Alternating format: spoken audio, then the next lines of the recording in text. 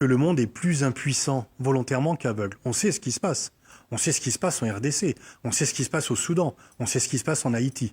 Mais en fait, on a du mal à intervenir ou à faire en sorte que ces crises dont les populations civiles sont les premières victimes, de façon large et entière, eh bien, on n'a pas du tout les éléments, les moyens pour y mettre fin.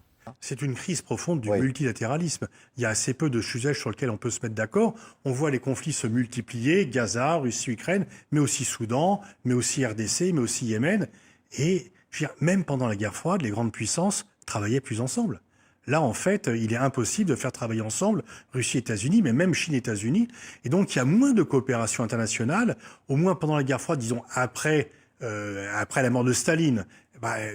Soviétiques et américains se disaient, bon là, il faut un peu limiter les conflits, il faut quand même qu'on contrôle tout ça pour qu'on ne soit pas entraîné dans une surenchère. Là, on a l'impression que les conflits ont leur propre autonomie et que les grandes puissances sont en fait relativement impuissantes. Oui. Non parce que la dissuasion nucléaire joue, parce que justement les grandes puissances, leur impuissance font qu'elles n'est pas directement mêlée comme protagoniste à ces conflits. On voit bien que la Chine n'aide pas directement la Russie, que la Chine est un peu inquiète d'ailleurs de la coopération entre la Russie et la Corée du Nord qui ne lui plaît pas beaucoup.